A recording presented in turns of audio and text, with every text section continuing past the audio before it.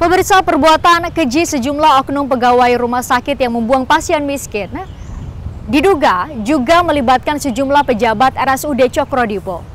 Juga muncul dugaan pembuangan pasien ini bukan kali pertama terjadi. Benarkah demikian?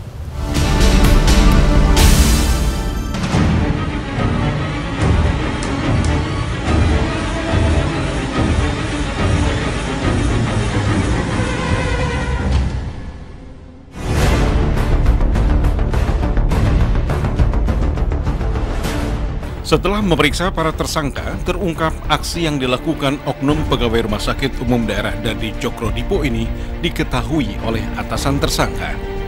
Kepada penyidik, salah seorang tersangka mengaku mendapat perintah langsung dari pejabat RSUD Dadi Cokro-Dipo, Kasubag Umum dan Humas Heriansyah, serta Kepala Ruang IGD Mahendri. Keduanya memerintahkan untuk membuang pasien miskin itu ke pasar. Namun karena takut perbuatannya diketahui oleh warga, tersangka membuangnya di tepi jalan di desa Sukadanaham karena dilihat lebih sepi. Pertama suruh buang pasar. Pasar mana? Ya pokoknya dia cuma pasar aja, biar ada yang ngasih makan. Terus? Kita kan kasihan, di pasarnya kalau ada yang ngasih makan. Kalau enggak kan kena hujan, kena panas. Jadi biar di sini aja. Kita sambil jalan itu supir udah nggak tahu arah kan. Ngebuang sini inisiatif siapa? Nggak ada inisiatif sama sekali kan. Cuman ngikutin jalan aja, tahu-tahu nyampe sini. Buang sini. Ini kasihan kan. Yang bilang stop sini aja gitu. Ya semua sini aja lah kita semua. Iya. Biar nggak kena hujan, nggak kena panas kan.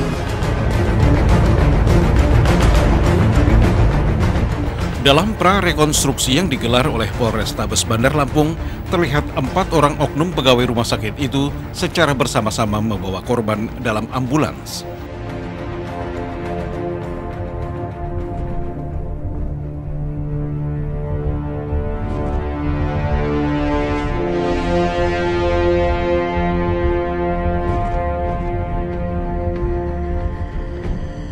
Keempat tersangka dengan menumpang mobil ambulans yang sama, lalu bergegas meninggalkan gardu tempat Mbah Edi dibuang. Namun karena ada warga yang melihat mobil itu berada di dekat korban ditemukan, para tersangka lalu berupaya menghilangkan jejak dengan merubah tampilan ambulans itu. Bisa dari rotator dan perubahan fungsi, kami belum bisa memastikan apakah ada penghilangan jejak, tapi yang pasti kita sudah menyita rotator yang sudah dilepas di gudang. Termasuk stiker ambulannya bang ya, dilepas sudah ya?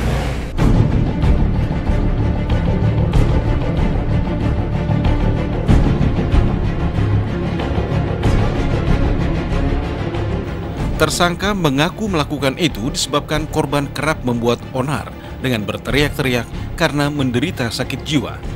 Namun pihak rumah sakit tidak dapat menunjukkan catatan medis yang menunjukkan Mbah Edi menderita gangguan jiwa.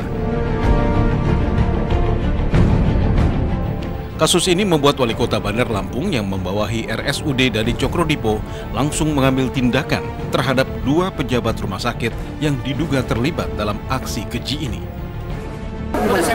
Copot PP 53 akan saya lakukan. Kepalanya? Ya bukan salah kepala dong, kepala yang merintah itu. Ya kalau pegawai negerinya 2. Ya. Kabak Umum dan Kepegawaian dan Kepala Ruangan. Pak, kita sudah tahu Pak kenapa itu Pak? Ya. Kita bentuk tim investigasi. Ya, makanya sudah tahu yang salah yang merintah ini. Apa urusannya Kabak Umum Kepegawaian nyuruh keluar situ?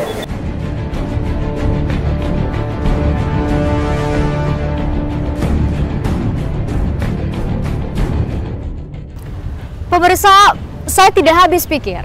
Ada yang tega membuang pasien yang sedang sakit, berusia lanjut, dan bahkan dituding sakit jiwa. Nah, benarkah Mbah Edi menderita gangguan jiwa?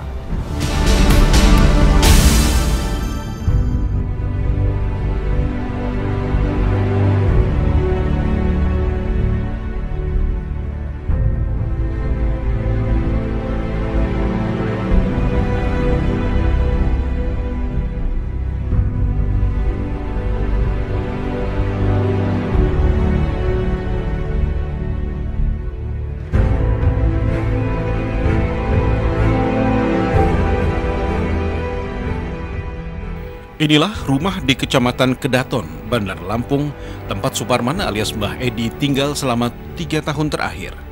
Pasangan suami istri Denny Afron dan Yeti memberi lelaki tua sebatang kara ini untuk tinggal di garasi rumahnya.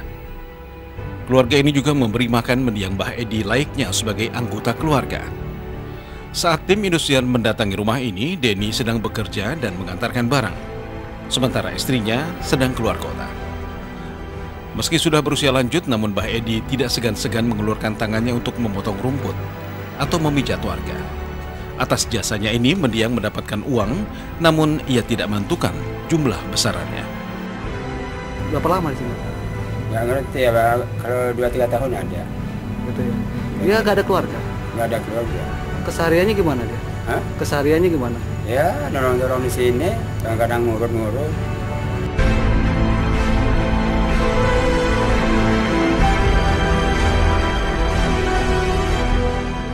Mbah Edi dikenal sebagai sosok yang ramah, sopan dan humoris, serta suka membantu warga di kawasan ini. Tidak nampak adanya gejala gangguan jiwa yang menjadi alasan pihak RSUD dari Cokrodipo membuang Mbah Edi. Pak, bener nggak sih Pak isunya katanya dia gangguan jiwa gitu? Nggak ada gangguan jiwa, kalau dia pikun nih. Karena dia itu kan udah tua. Ya, lebih kurang lah, hampir 70-an. Nggak pernah dia ganggu warga sini gitu? Nggak pernah. Teriak-teriak gitu? Malah kita kasih duit, dia malah nolak, nggak mau kok. Mau bantu? Iya, dia mau bantu. Memang sering kalau kita ada hajatan dia nolong, bantu nyuci piring segala macam. Jadi pas waktu kemarin dengar itu kalau Pak Parman kaget Pak gitu ya? Ya kaget juga lah.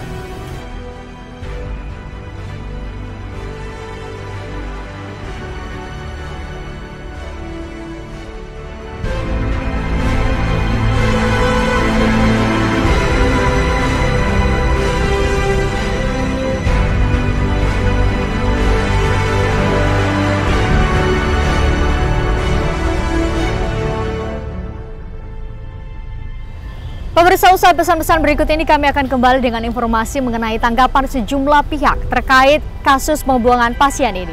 Tetaplah bersama Fokus Kasus. Harus diperiksa semua, siapa nih sebenarnya yang melakukan kesalahan ini.